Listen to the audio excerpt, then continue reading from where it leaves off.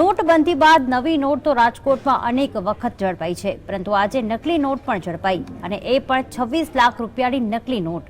Rajkot crime બ્રાન્ચે રૂપિયા 2000 અને 500ના દરની ડુપ્લિકેટ નોટ સાથે બે શખ્સોને ઝડપી પડ્યા છે.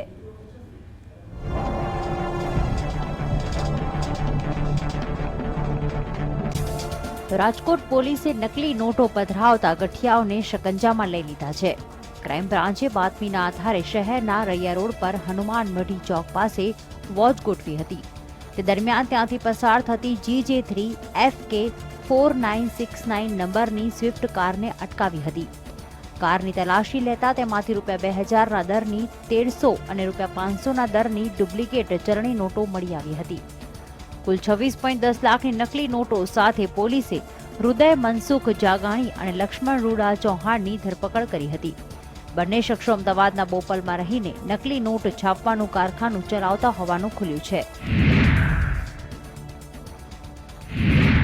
સ્કિલ્ડ વ્યક્તિ હતા કે આ બારેમાં તો આ કામ કરતા હતા પ્રિન્ટિંગના, અને નોટો પ્રિન્ટ કરવાના અલગ અલગ નંબરના નોટો 2000ના અલગ અલગ નંબરના નોટો છે, જો પ્રિન્ટ કરીને પછી એના ઉપર SBI ને સ્ટેટ બેંક ઓફ ઇન્ડિયાના એના ઉપર પૂરા ટેગ અને સીલ લગાવીને બધા નોટો મૂકવામાં આવેલી હતી.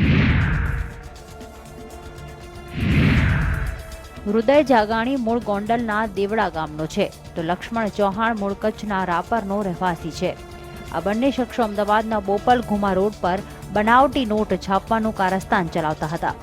પોલીસે આ બંને પાસેથી નોટ છાપવાનું પ્રિન્ટર પણ કબજે કર્યું છે. આ બંને જણા 9 લાખની નોટ સામે રૂપિયા 10 લાખની ડુપ્લિકેટ નવી નોટ લોકોને આપતા હતા. આ બંને જણા અમદાવાદથી રાજકોટ નકલી નોટોની ડિલિવરી પણ આપતા હતા.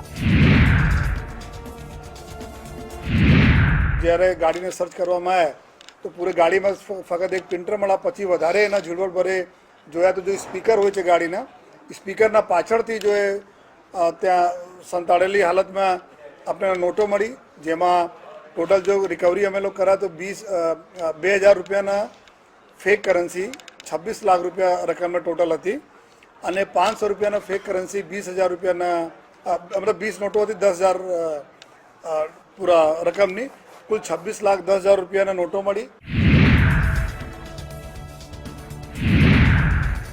નકલી નોટોના આ ગોરખ ધંધામાં રાજકોટમાં કોણ સંડોવાયેલું છે તેની તપાસ પણ પોલીસે હાથ ધરી છે.